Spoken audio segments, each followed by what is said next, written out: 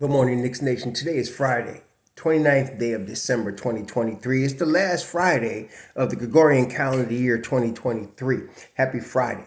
Blessings upon those that work in the healthcare field along with the first responders. Blessings also upon those that pick up garbage for us. Blessings also upon those that make deliveries for us.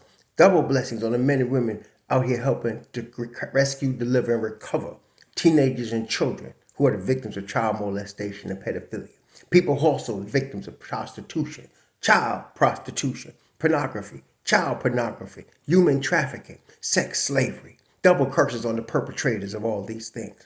Double curses on those who profit from these things. And double curses on the perverts that create this horrendous industry. Finally, double blessings on the homeless in this season. Almost 600,000 men, women, and increasingly senior citizens without any roof over their head in the cold, and millions around the world in similar or worse conditions. Blessings upon them, for theirs is the kingdom. Please enjoy your weekend. Be safe out there, as this is New Year's Eve. A lot of deaths happen on the weekend of a New Year's Eve. Be careful, especially driving. Do not drink and drive. Now, tonight, there's going to be a basketball game. The Knicks are playing the Orlando Magic down here in Florida, in Orlando. This is a game that's probably going to start to mean something, as Orlando is starting its relevant team, obviously. The Knicks have finished 30 games in the season so far. We wanted to wait at least 30 games to see what was going on with the team in terms of rotations, changes, so on and so forth. Where we at right now is more than respectable, 17-13 after 30 games. The Knicks are doing very well, according to what I thought they would do. I thought they might have done this with Mitch Robinson. They're doing it without Mitchell Robinson. Now, as we know, at this point, Mitchell Robinson might be out for the season. He could return at the end of the season. That's possible. In fact, I'm hedging because unless his ankle is really have to be completely rebuilt, is it reconstruction surgery? I don't know. But I want to see what happens, especially in April, if we get the return of the Loch Ness Monster. And the thing is, what I would like about that is he would be coming off the bench. He wouldn't be starting. He'd be coming off the bench, because by then Hartenstein would have been playing, more than 30 games, more than 50 games as a starting center. So in a lot of ways, that might be even more dangerous. But anyway, that's a side conversation. So I'm kind of hoping for a Mitch Rob sighting in April. But aside from that, the Knicks have adjusted. The next man up, tough time mentality that Tom Thibodeau has taught the Knicks is in effect. So now you have Isaiah Hartenstein. At this stage right now, looking at the team statistics for the Knicks right now, Jalen Brunson is averaging 26 points a game. He's averaging 6 assists a game. He's averaging 2 turnovers a game. He's got a 2.5 assist to turnover ratio. He's started 30 games, never missed a game yet, which is unusual, honestly. So JB is on an all-NBA tear at 30 games. He really is. And so Randall, 23 a game, 9 boards a game, what you expect, 5 assists a game, 3 turnovers, 1.5 assist to turnover ratio, 30 for 30 for Juju. Another all-NBA all-star selection, if you ask me. Then, of course, you have R.J. Barrett. He's averaging 18 a game. He's averaging 4 boards a game. He's averaging 2 turnovers a game and 1 assist. His shooting numbers are down. But first off, everybody was on the R.J. train in the beginning of the season. He gets a rough patch, and some of you anal retentive people decide that all of a sudden now he has to be traded. Some of y'all need to be traded and have your diapers changed, like any baby that whines. But anyway, RJ's going to be fine. I keep finding myself having to defend the Knicks team, Grimes, RJ, Thibs, from people that are claiming to be Knicks fans. Please get away from me. RJ's going to be fine. Yes, they're going to let him shoot. And eventually, they're going to pay. Because Broadway Barrett ain't going nowhere. So RJ's averaging 18. Quickly's averaging 15. Dante's averaging 10. Hart's averaging 8. Hartenstein 6. I expect that to get up a little bit. Grimes averaging 6. Of course, that's pretty much the rotation right there. So Yes, do they need to make changes? Does Grimes need more minutes? Does Quickly need? Yes, there's a lot of little things that could be changed, but we don't whine about those. You got to step back and look at where you are, Knicks Nation. 17-13 after 30 games, baby, and we are on the uptick. Just adjusting to loss of Mitch Rob, and now they're coming down into Orlando. And one thing I like about a Tom Thibodeau coached team, I want to tell you something. Tonight in Orlando, win, lose, or draw, these brothers going to come to play. Okay? They're going to come to play. Will they play their best? I don't know. We hope so. But one thing they're going to do is come to play.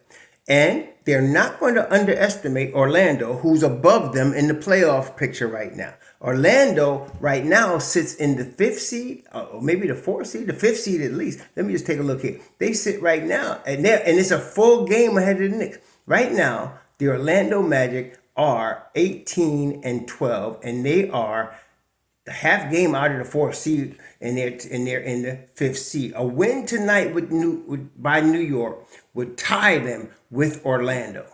And it's big because they're inter-conference rival. So if we could get this win and they'd be 18-13, Orlando be 18-13, and the Cavs be 18-13, you got a three-way tie for the fifth seed.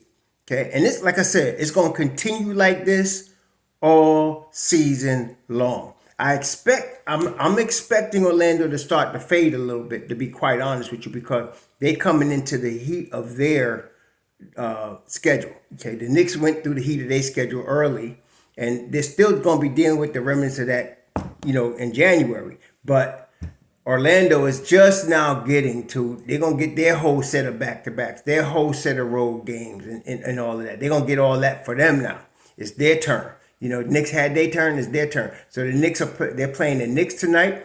They're playing Phoenix on Sunday. Then they get Golden State on Tuesday. Sacramento, they're going to a 4-game West Coast swing. Phoenix, Golden State, Sacramento, and Denver. So yeah, then they got to play, they got Atlanta, Minnesota, Miami, OKC, and they play us again. Yeah, it's time for Orlando to deal with their hell. Okay? So I don't expect them to continue to be at this level. I'm not saying Jamal Mosley the dude should be coach of the year. I'm looking at really, you're talking about, I always nominate Thibs and I always nominate Eric Spoelstra because those two guys, I just really appreciate what they do as coaches. I know y'all don't because y'all hate your own coaches, but I appreciate what they do as coaches. No matter what you give Spoelstra, he ends up with some formula to get them in the playoffs. And so I nominate him, but Jamal Mosley's got to be considered. And I don't know who the coach is in Minnesota. He's got to be considered. And that dude in Oklahoma City's got to be considered. To me, these five dudes got to be your leading candidates for coach of the year at this point. Let's see what happens at the end. But like I said, Orlando getting ready to get, they're getting ready to get tested here because this is the hell part of their schedule. And it's actually starting with us in Orlando tonight because the Knicks are going to bring pain. That's the thing. Like I said, win, lose, or draw, Tom Thibodeau's team is coming to play. Okay, and you better be ready to respond if you're Orlando. Now, they got the talent now. They got the talent. There's no doubt about that. They got the talent. They'll be ready to respond. But we're going to see how this works out. So tonight, against the Knicks, let me see. They have Jonathan Isaac as questionable. Gary Harris is questionable. Joe Ingles is out. Markelle Fultz is out. So Gary Harris is questionable.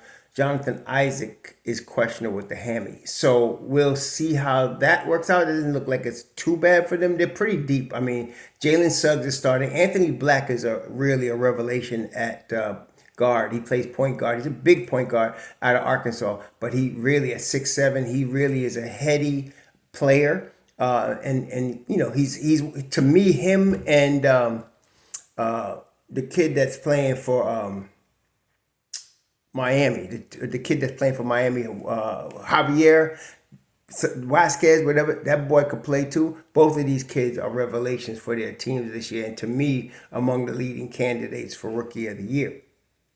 Jalen Suggs, Franz Wagner, Paolo Banchero, Wendell Carter Jr., Mo Wagner, they tough. These guys can play, okay? So, especially now, the head of the snake here is Pablo Banchero, only in his second season. And he's that dude. I liked him coming out of Duke. And a 6'10", 250-pound version of Julius Randle with better skills.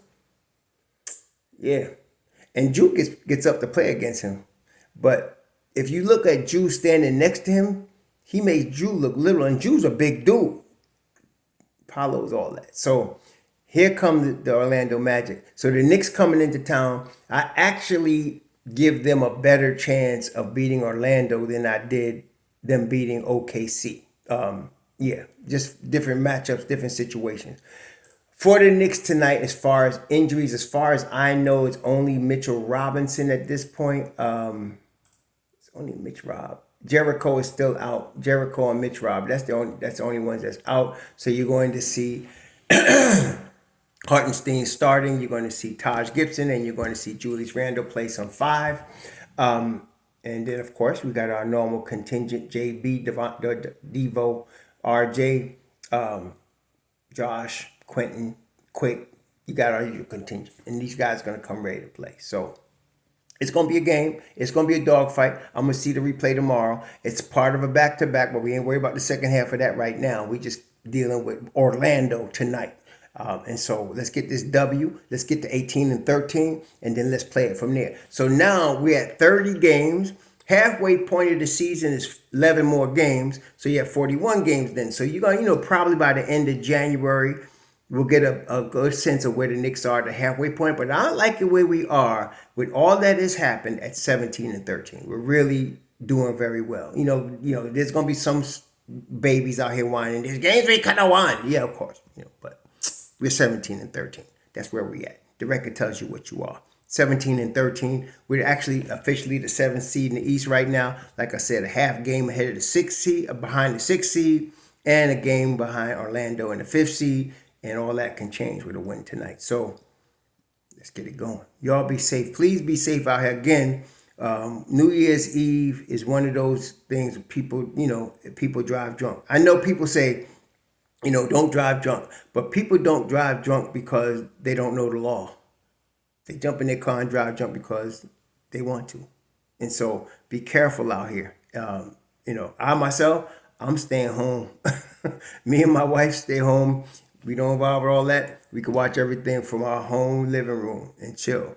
Y'all do what you do, but be safe out there and enjoy yourselves. Shalom.